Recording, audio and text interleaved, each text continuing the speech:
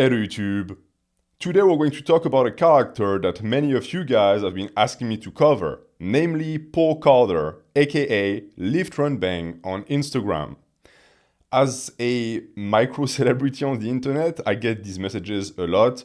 You guys want to hear my opinion about this guy or that guy, and I understand why. It's because you trust me, and so you think that if an influencer in my book gives bad information, that means that overall they're a bad person and you should not be following them. And while I greatly appreciate that, at the same time, it's a power that I'm not super comfortable with wielding because I'm a human and I'm fallible. But when it comes to Paul Calder, I truly was completely out of my depth because I did not know who the guy was at all. And so I couldn't really answer any of you guys. But for some reason, that name kept coming back times and times again, and I got dozens of these messages, often by people who seemed to really dislike the guy. So after a while, I started to get really curious because what could he have done that led to so many people hating his fucking guts? Because it wasn't just subscribers who sent me this. I also know that the guy is disliked by many of the big names in the industry, people sometimes that I myself respect. So, as a lolcow enthusiast and as an overall connoisseur of internet crazies, I just had to see with my own two eyes. I had to know what's up about the dude. And so I did my own research and I came up with a simple conclusion. Paul Calder is what is known as a contrarian, namely someone who loves to stir shit because he loves to go against what everyone believes. And because the dude has a talent for hot takes that piss people off, he has an entire cohort of individuals who hate him for what he says. But interestingly enough, I found myself agreeing with the majority of his hot takes. So today, what I want to do is, I'm going to go over his most controversial takes. I'm going to explain why they make people so mad, but I'm also going to use it as an excuse to kick the ant's nest because most of the time, the topics and the taboos that the guy discusses are actually fitness dogma, things that must be discussed, must be challenged because they make people mad and because people take them for granted. So, let's start with the first hot take, something very mild to put you in the mood. We're going to talk about deadlift. Paul Calder has produced the statement that deadlifts aren't a good back exercise. And frankly, in 2024, this shouldn't be a hot take. At this point, the people who push deadlift as a good overall back builder are the ones who should produce extraordinary proof because the statement in itself is not correct. If you look at the deadlift as a movement is a hip hinge. This means that the majority of the growth you'll get from growing your deadlift is going to be posterior chain, glutes, hamstrings, lower back. That's it. That is factual. You'll get some traps development. A lot of people will tell you, well, all of the top deadlifters have big traps. Yes, of course, it's all they do. So naturally the weight pulls on the traps and eventually you get bigger traps. You're going to get some growth there. This does not make the deadlift the best trap builder of all time. Far from it. I would actually say that it's a C/B tier in the trap department. But for the rest, for stuff like the lats, I keep hearing people say, oh, because the lats keep the bar close to your body, then they will grow on the deadlift. That's like saying that your biceps are going to grow on the bench press because they serve as cushion. This is a myth. It's an old wives' tale. Like, you can deadlift as much as you want. Your lats will never grow that much. And the lats are a very important part of an aesthetic back. So don't make the mistake that I've made personally because I've fallen for it. And do your pull-ups, do your vertical pulls if you want lats. A hip hinge is not designed to grow your lats. And it's also not designed to grow the rest of the body. I know that there's this idea that the deadlift is the king of all movements, so in people's heads, it grows the entire body from the tip of your toes to the top of your head. That's also nonsense. All of the important aesthetic muscles of the arms, for example, and the small details of the core, stuff like this is going to be left completely untouched by the deadlift. On top of that, as we know, if you do a deadlift properly, it has no negative, so that's also a big portion of the range of motion and the rep that goes out of the window. And it has a terrible stimulus to fatigue ratio. This one also enrages people, but it's true. If you're the type of person who can deadlift several times a week, this isn't proof that the deadlift has good stimulus to fatigue ratio. It just means that you're a noob. You are yet to actually reach any level of strength respectable enough to actually be taxed by the deadlift. Because I can tell you that anyone who's been pressing on the lift for at least 2 years will not be able to perform on it more than once a week or at best twice a week. And for a bodybuilder, that's simply not good enough. So it's not something you're going to want to do, which is why I personally propose that we retire the deadlift as the king of all exercises. It sure is the king of powerlifting movements because this is what is going to build up your total the most, but for bodybuilding purposes, I think that this title could be best given or best attributed to another movement. And that's not to say that the deadlift is useless for muscle building. I personally deadlift. I deadlift because it allows my Romanian deadlift to keep going up and up and up. And since the RDL is a much better option for posterior chain for bodybuilding, then yes, it has a use. But this also means that I deadlift at best once a month, and that is pretty much that. And this is something that most people who train for looks are going to realize at some point, that the deadlift simply doesn't have a place in their program, which is why, in reality, the people who fall for the idea that the deadlift is so good for hypertrophy tend to be noobs, because they're told that. Because there are still people who, when they're being asked, hey, what lift should I do to get a bigger back? Their first answer is, oh, you should deadlift, bro. And that to me is not a good answer. And apparently Paul Calder also agrees, because he says that if you really want a good exercise for back building, you should do a pull. You should do a vertical or an horizontal pull, something heavy, something with a stretch, something that you can actually feel the tension on. That is actually going to build up your upper back. That is going to give you that mass and that width that you're looking for. So that's the first take that we're reviewing, and on this one, Paul is correct. But Paul also pissed off a lot of people with this one, and I know exactly why. It's because he pissed off a very specific part of the lifting population that is very vocal. And these are the ones I call the big movers. They're the ones that get really hard. You know, their dicks get really turned on when they think about lifting heavy weights. And I sort of get it because it's fun to lift heavy weights. But at the same time, this mindset is not the best for hypertrophy. And since Paul Calder is an hypertrophy coach, it makes total sense that he would say something like this. But it's not the only thing that he said that angered the big movers. Oh no, there's another take that was perfectly designed to enrage these people. And this is the one about deloads, because Paul Calder also claims that deloads suck for hypertrophy. Let me give you the exact quote on the matter. Years ago, there was this massive influence to do this certain kind of training. Here's how it went. You trained far from failure, you ramped up volume over the weeks on a mesocycle, up to the point of not being able to recover anymore, and then you deload from all of that volume. At which point, the magical supercompensation would occur and you'd grow muscle while resting.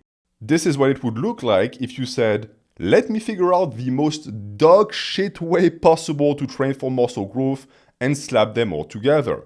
Because once the stimulus for growth is gone, you start shrinking. So this is how you create a hot take, right? You explain step by step the way people have been training for a long ass time, and then you conclude by saying, this is dog shit and you're a fucking idiot. Naturally, you're going to piss people off, but I can sort of also align exactly with what Paul says, because it's also what I've been saying. Deloads are simply not necessary or even good for bodybuilding, at least not in the way people are doing them. And let me quickly explain that. If you want more information, you can go check my old videos, but to cover what Paul says and to make it more explicit, here is why the deload method is not good for hypertrophy. First, it's because it's going to encourage you pre-deload to accumulate way too much volume. But not just any volume, you're also going to accumulate volume that is going to be very far from failure. So it's going to be low intensity volume, which as we know is not that relevant for hypertrophy. You won't grow much muscle from it. Then you'll end up in a phase also where you super accumulate. So now you went from doing too little to doing too much because you're in your peaking phase. So you have to justify the deload that's coming afterwards, meaning you're going to start doing work that your muscles simply cannot recuperate from. So it's essentially junk volume. You went from doing not enough to now too much, and the result is still the same. You're not getting anywhere. Then you flush out all of that excess fatigue with a deload. But this only happens during the first few days. So if you take a week off from all of that fatigue, yeah, you're going to recuperate for the first 3, but then what happens the rest of the time? Once fatigue is gone and the damage is repaired, nothing happens. Your muscles don't grow from nothing, and that's exactly what Paul Carter says here. You do not grow once the stimulus for growth is gone. After that, you either plateau, maintain, or you shrink. And I think that the term shrink here is a bit of an exaggeration. You don't lose muscle that fast. But if you repeat that cycle enough times throughout the years, the training year, you end up spending a lot of time doing nothing, and so you end up spending a lot of time not actually making gains. And this is something that is fairly easy to understand. This is not a complicated mindset or concept to apprehend, and yet I still know people who try to resist it, even though they don't really have any arguments to go against it. So on this one, I have to go with Paul. He is 100% correct. Deloads are an antiquated method of managing fatigue. And we also know that it's not adapted for bodybuilding because it's not even a bodybuilding method. If you go back to the bronze and silver era, you will not find a single mention of deloads. Even the golden era guys didn't really deload. And with them, it's already starting to get iffy because these are enhanced guys. But in the long history of bodybuilding pre-modern era, deloads were never even a thing. If you start looking at the literature, the term deload for bodybuilding started to really appear with the internet era, roughly 20 years ago, which also coincides exactly with the boom of powerlifting. And that is exactly where it came from. That is why the deload is a method that comes directly from strength sports because it makes sense for them because they peak. But as a bodybuilder, you don't peak your performance. So why exactly are you doing a deload? It makes no sense whatsoever. Now, does it mean that it's impossible to make gains using deloads? No, not at all. It is absolutely possible. And we have many examples of top natural bodybuilders who use deloads. But the issue in their case is that they can't justify why. If you try to press them on the matter, they'll answer things like, oh, it helps me recover. Okay, great, but you could also just find a better way to manage fatigue and intensity. That would help you recover without having to take these long periods of time where you either do nothing or you do sub-maximal work. Because I already can see some of you in the comments saying, well, a deload, you still go to the gym if you do it properly. Yes, but you're walking far away from failure, so it's time wasted. That also falls within why deloads are actually not good for bodybuilding. But I also know that these arguments are not going to convince the majority of the people who like deloads, because in truth, deloads as a practice is not embraced by the majority for its benefits, at least not in terms of results. It's embraced by people for the mental benefits. You get to step away from the gym, and when you come back, you're fresh, but you're also stronger. And that, to many, is a justification. That's enough. The fact that they come back and they hit PRs means everything.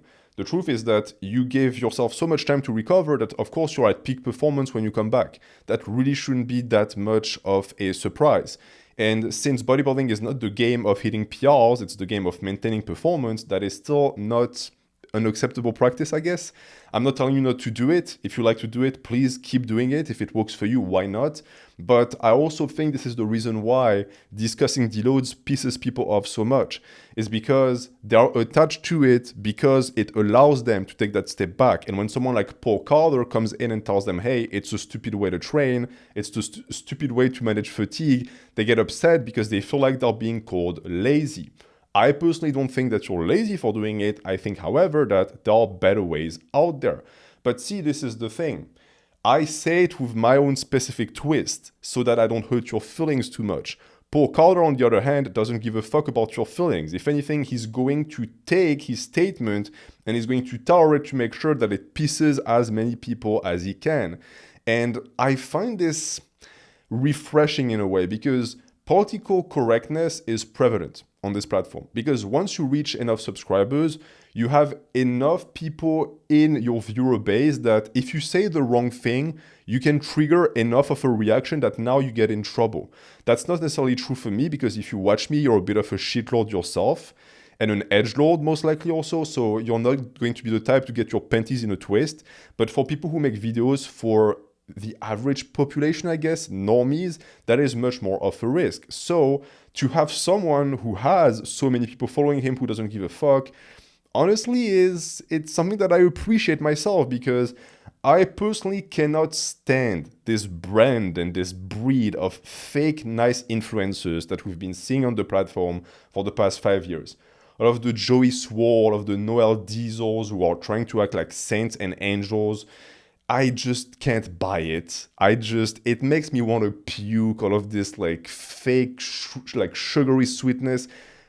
Unless you're a teenager, you should see right through it, because it's not real. It's fake as fuck. It's a character, but it works. And so more and more people are going to embrace it. And you know, this might just be because I'm French. The French were very rude people. If you ever go to France, Paris in particular, people are just mean. And it's not because they are mean to you, it's just that we're mean as a default, as a base. Where I live now, people are horribly nice. And so I always end up looking like the asshole, and I have people who pull me aside and say, hey, you really have to like mellow your temper, because people are going to think that you hate them. I don't hate them, it's just you're another human being. So I'm going to treat you like I treat everyone else, like an asshole. Which is why most likely someone like Paul Calder appeals to me, and why he seems to piss off so many Americans is because it doesn't align with the passive-aggressive nature of American culture. Paul Calder is aggressive. So he's exactly the type of human that I like, because with people like this, you don't waste time. The good thing with assholes is that an asshole will tell you exactly what's up. There's no meandering, and there's no chewing on your words to make sure that you don't offend. It just comes right out. Which is why I would like to offer an honorary French title to Paul Calder. If you want to come collect it, you can. It's free of charge. The only thing is that once you receive it, you can never give it back. Once you're French for the rest of your life. Although I must say that maybe I'm going to have to take this offer back, because another one of Paul Calder's hot take concerns red wine. French and red wine sort of goes hand in hand. You can't really criticize that beverage if you want to become honorary French. I'm afraid that it's not going to be possible. So Paul's point about red wine and alcohol in general is that it's bad. Shocking, I know. Alcohol bad. Yes, alcohol bad. But the thing is that, have you seen the reactions he got? Do you understand like the tsunami of rage that he triggered just by saying alcohol bad? It's fascinating, and I'm not surprised by it. It's because alcohol is the number one addiction worldwide, especially in America and in Europe. And people have started to just turn a blind eye to it. They tell themselves, oh, it's not actually an addiction because everyone else does it and it's legal. Well, that doesn't really matter. At some point, most opiates were legal. There were still addictions, and they were still killing people and ruining people's lives. So I think that it's very important to point it out. And the cultural aspect is the most important one, because since everyone does it, it becomes a norm, to the point that if you're the one who refuses to engage, and I've been that guy who refuses to drink, you end up being the one social pressured. You end up being the weird one. You end up being the one who's not living life the right way, which is completely fucking backwards. It's everyone else who's drinking who's not living life the right way. You're drinking poison that's making you lose your faculties and killing you slowly. Why am I the weird one? This is something that Paul also pointed out. And I think that in the lifting community, this statement, this hot take, shouldn't really be that hot. You would think that most people in the lifting community would recognize the dangers of alcohol, but apparently not. And that is because people love their sins, right? And I'm not going to cast the first stone. I have sins. It's just that mine are not aligned with the modern ones, because I don't do drugs, I'm straight edge, quote unquote, and I despise all of this shit. But since the majority of people share that sin, whenever someone points it out and says, hey, you know that this is actually a sin, right? You're not going to like the guy, especially if the guy is jacked or if he is fit. Because another point that Paul made was that alcohol is not just bad for you in general, it's also bad for your gains. And that's also something that we know. Even in moderation, alcohol is still bad for your gains. When you drink a beer, wine, or liquor, even worse, you are directly impacting your ability to build muscle and to perform in the gym. You might dislike this statement or say, well, it cannot be that bad. You're right, it's not that bad, but it adds up, just like with anything else. And so A factual statement is alcohol kills your gains, which I'm certain is a statement that will get people mad as fuck, and I'm perfectly fine with that, because if pointing out that needing alcohol to be able to relax or even exist as a human makes me a bad person, then I'm fine with being a bad person. So far, that's 3 out of 3. That's 3 hot takes that I agree with. Meaning that I'm much more similar to Paul Calder than I am to the people who link me his page saying, hey, look at this retard who says random things. Isn't he the most awful, evil person on earth? Well, so far, I like the guy. So far, I would take the guy on a date 100%, which is not gay, technically, because we're both French in this scenario. And as we all know, the French go either way. But that doesn't stop this scenario from being extremely surprising, because I'm going to be honest, when I first started researching Paul, I thought that the exact opposite was going to happen. Based on the way the guy looked, I thought I was going to hate every single opinion out of his mouth. And that is because Paul Carter falls into what I call the TRT daddies of fitness. And if you don't know what a TRT daddy is, here's how to spot one. So a TRT daddy is someone who is a man, usually between the age of 30 and 45. They have a career in fitness, of course, and they are always super jacked. But not just jacked, they also have another characteristic that is immediately evident. They're super vulgar and they're also super loud. So they'll swear and they'll make sure that you hear them swear. They also often are bald or balding. They have a strong affinity for caps, oftentimes to hide the fact that they're balding. They also have a thing for military-themed t-shirts, so Punisher t-shirts or a t-shirt with like an American flag, usually not the real one, it's the one that's blue and black, you know, back the force, back the police, whatever the fuck, that they love a lot. They love the American flag in general. They have a beard, usually have a beard, just like with the cap to compensate, because it's a rule. If you don't have hair here, if you don't have a nice man bun, a manly man bun like myself, you're going to want to compensate down there. They like to shoot guns, big thing, they love guns, and they usually have also the same skin color as a freshly boiled lobster, meaning that they're bright red 24/7, even when they're not training, because their blood pressure is so fucking high that they're constantly flushed. And that is because, as the name indicates, these people are usually on TRT, meaning they're on steroids, but it's okay because it's prescribed by a youth clinic, so technically it's legal and they're not doing anything wrong. As an aside and a fun fact, I was doing some research recently on drugs in general because I'm curious, and I found out that in the 70s in America, people could be prescribed Quaaludes, which is a very powerful sedative, at so-called stress clinic, which sounds an awful lot like youth clinics, with only a prescription. So you could show up with a simple note from your doctor and be prescribed bottles and bottles of super powerful pills that could literally kill you in your sleep, which was naturally at some point made illegal. Now the question I have is, how long do these youth clinics have until the government finally cracks down on them? The answer is I don't know, but I hope it's soon.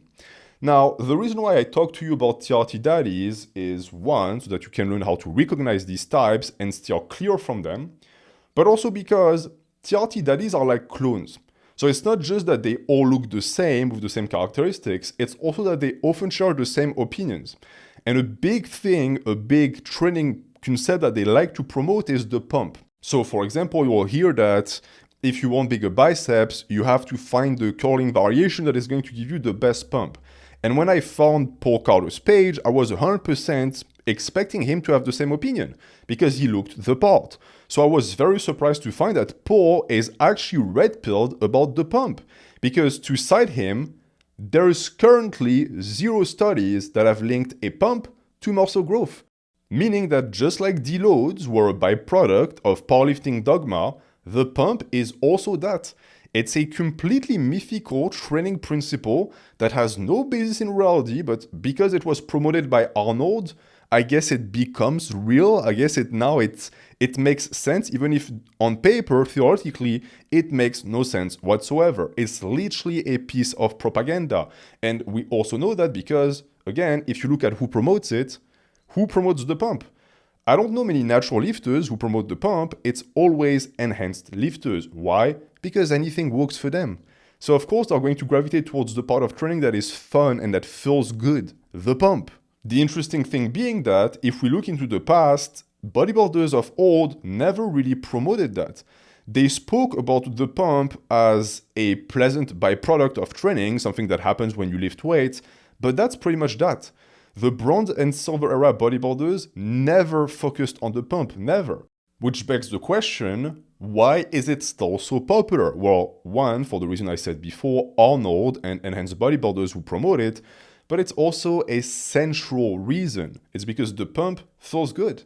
Yeah, getting a sick bicep pump feels tremendous, and on top of that, you look tremendous when you have the pump.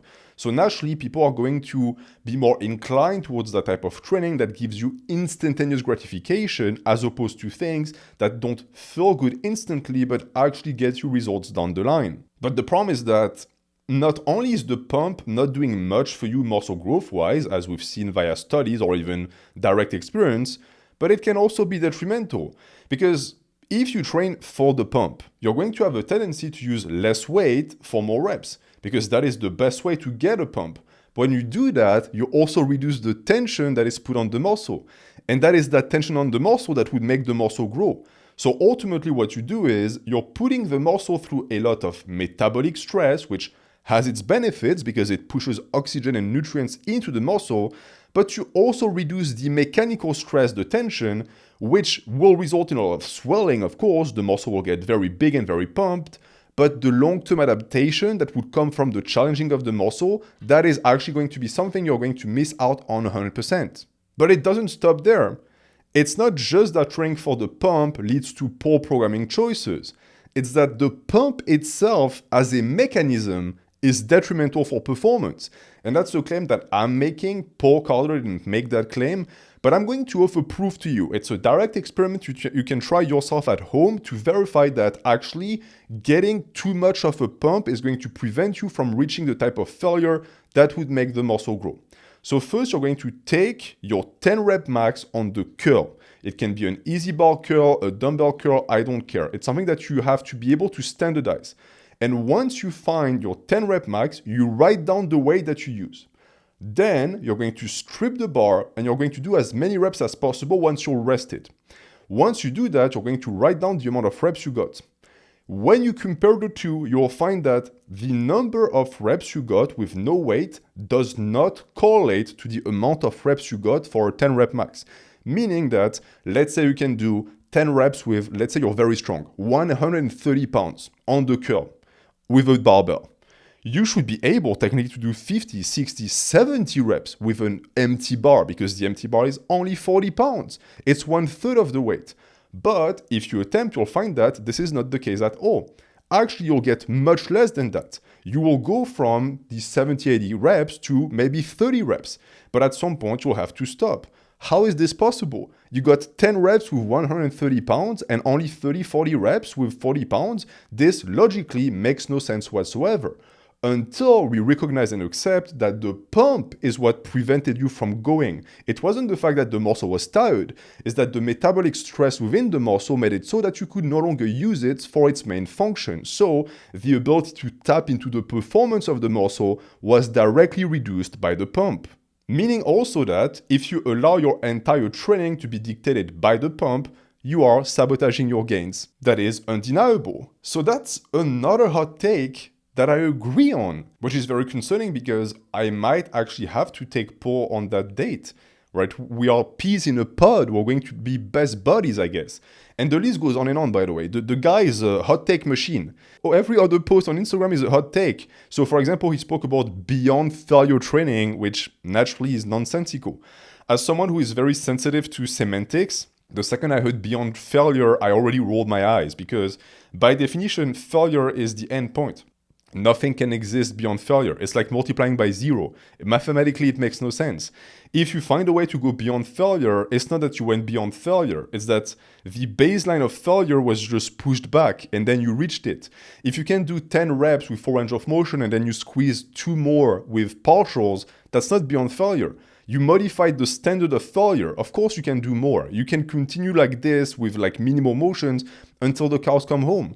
There is very little benefits to that type of training, which doesn't mean that it does nothing, just like with Deloads. It's simply that you cannot use that as your main method of progression. You cannot use that as your main method of muscle building. So overall, my impression is just that Paul Carter is a brash dude who likes to poke where it hurts, which on social media is going to get you a lot of hate.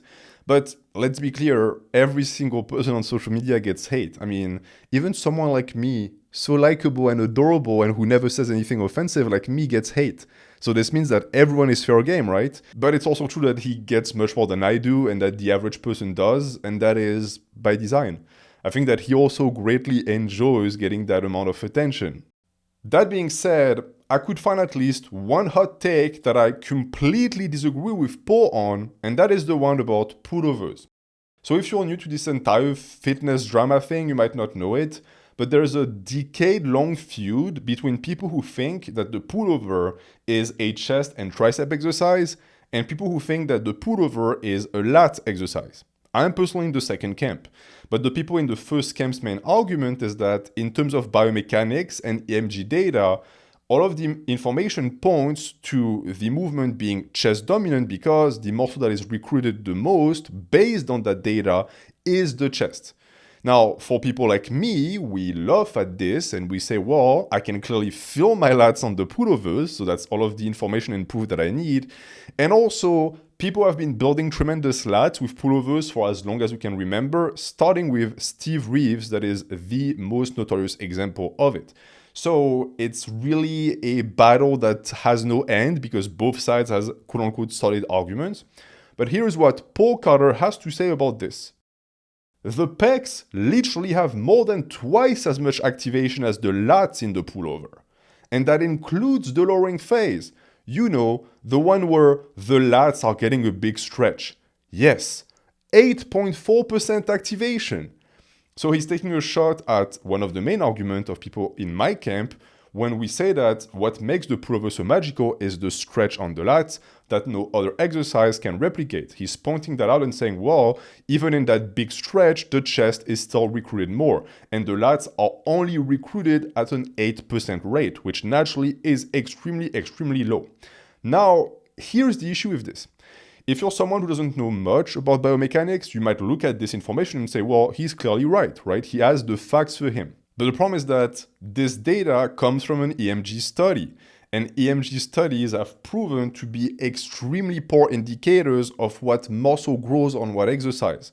The proof I have of this is that we have also EMG data studies that have shown that the chest gets more activation than the lats on both supinated pull downs and chin-ups.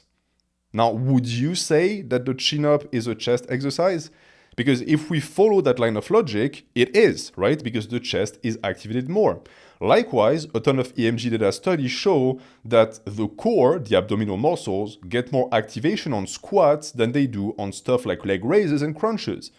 Does it mean that people who want a six-pack need to ditch the ab isolation and just do squats? Again, based on the EMG data, it should be the logical answer, but we know that it's not. So this points out to a big issue with the method in itself. Then we're left with biomechanics, which doesn't rely that much on data, it's more anatomical logic.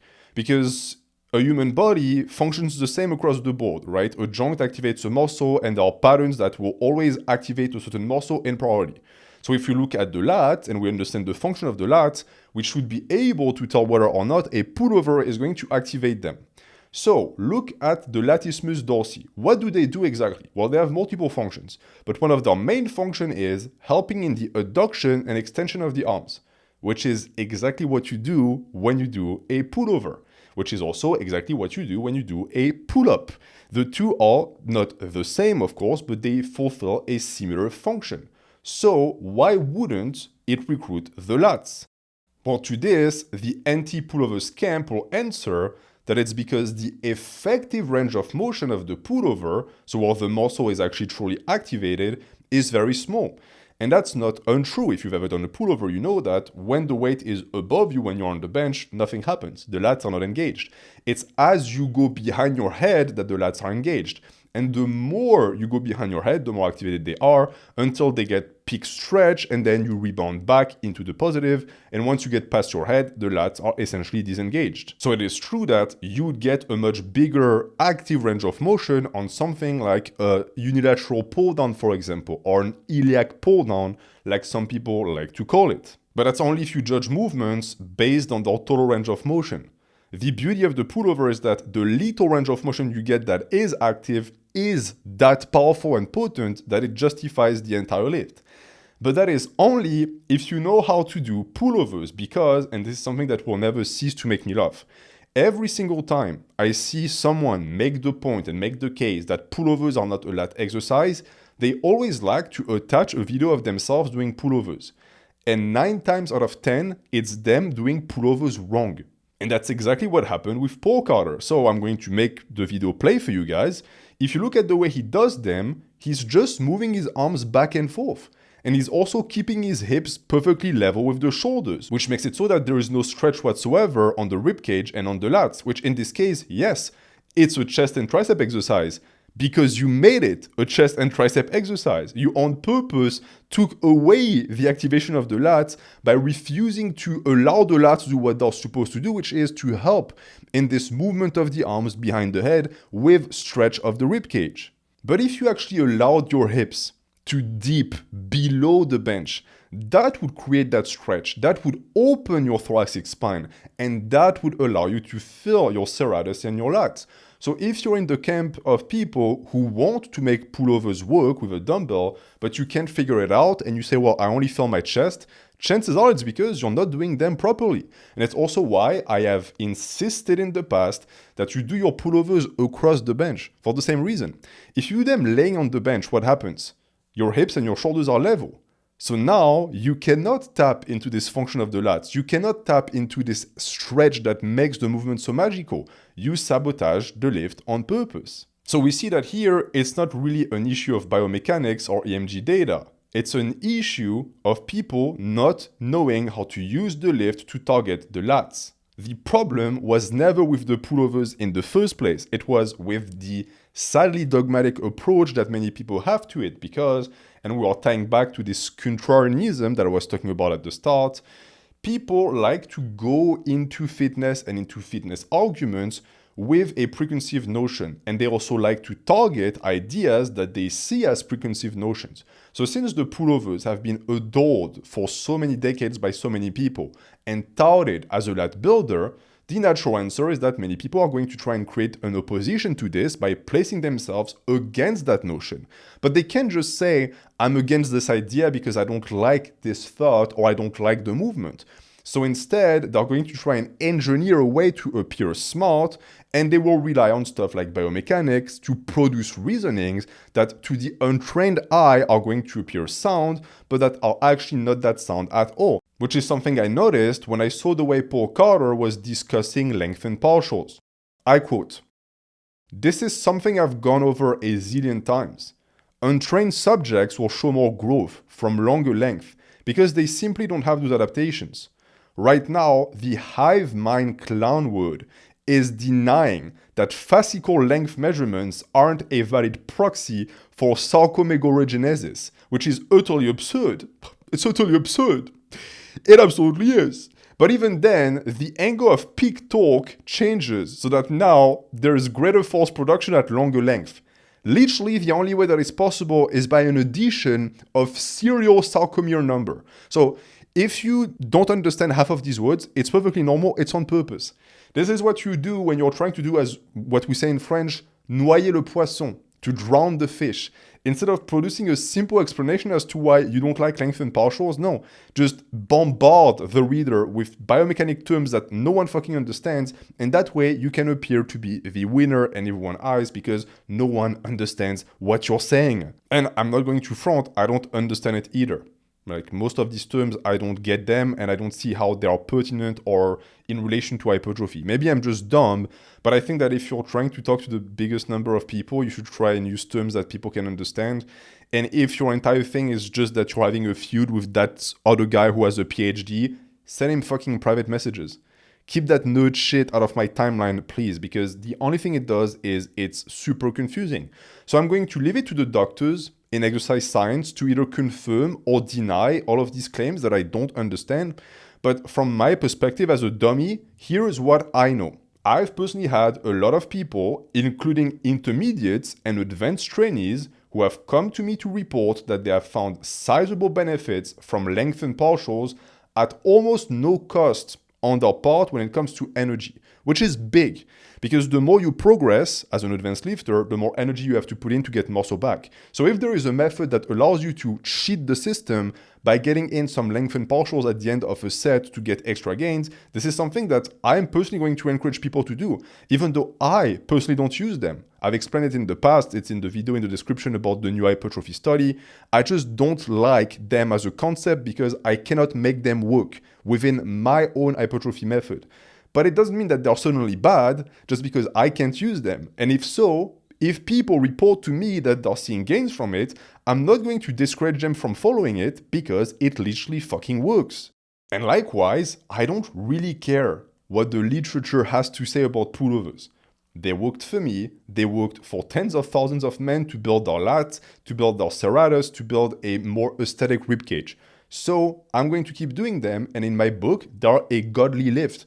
And if tomorrow a million studies on shrimp show that actually they train the interior adductor muscle more than the lats, I don't personally give a fuck. I don't care what the science has to say. The only thing that matters to me is my own experience and the experience of my peers. And this is what I'm going to end this video on. I think a lot of people hate Paul Carter because he challenges their beliefs in a way that sounds non-negotiable, in a way that's in your face, in a way that makes you feel like you're a dummy for having your opinions in the first place. And naturally, no one likes this. This is the reason why, by the way, science-based lifting is so disliked. It's not that everyone else is a baboon that just hates science. It's just that no one likes to have their own personal experience denied. No one likes to be told whatever you feel or think or your instinct is useless, should be thrown in the garbage, and you should just listen to the experts instead. Because that's how it feels with people like him. It's either his way or it's the highway. It's either you agree with him and you're right, or you disagree and you're just a moron. And naturally that is going to trigger people because no one likes to have their training questioned. Your training is a part of you. So here's my advice. With people like this, take the good and ditch the rest. As my favorite author of all times, Pierre Bottero, used to say, le doute est une force, une vraie et belle force. Veille seulement à ce qu'il te pousse toujours vers l'avant. Doubt is a strength, as long as you allow it to push you forward. If it paralyzes you, then it becomes a weakness. So if someone like Paul says anything that forces you to reconsider something that you thought was set in stone and that forces you to doubt, take this as an opportunity to grow. And if you find that you cannot do that and it's just paralyzing you instead, just completely push it away. If you think there is nothing to the claim or it's just becoming a bother to you because it prevents you from actually advancing forward, ignore that type of advice. You have to always keep in mind that contrarian personalities will always be present because they'll always be popular on social media. It's sort of the nature of the beast. They attract a ton of attention, both positive and negative, so the algorithm pushes them, so you see their opinion and you get triggered and you give them more traction, etc., etc. Some people do it because they have a very business-oriented mindset and they know it's the way to make it. Some people like Paul might just be like this, right? Some people are just assholes. It's your responsibility as a human and as a lifter to not let it interfere with your journey. Don't let someone else's business plan become the reason why you stagnate or worse, why you become angry. Stop sending me posts by the guy saying, well, look what Paul said. Why are you following him around like a fucking fangirl if you dislike the guy so much? I simply don't get it. Take what makes you grow and ditch the rest. That is what I'm going to conclude this video on. But before I let you go, if you liked this video and you learned something from me, please consider supporting the channel on my Ko-fi page. It's the first link in the description. You can do something like a $3 a month pledge. That is already enormous because with enough people who pledge towards the channel, that allows me to keep treating it like a second job, which is something, by the way, that I absolutely adore doing. And I hope I'm going to be able to do it as long as humanly possible. But that really depends on you and your support. And so far, we're doing tremendous. You guys have been amazing. So thank you for anyone who has been pledging ever since the start of the opening of the page. Thank you for anyone who considers pledging. I'm working on a lot of very big videos that I'm very excited to release for you guys, but that is going to be for next time. Thank you for watching. Have a good day.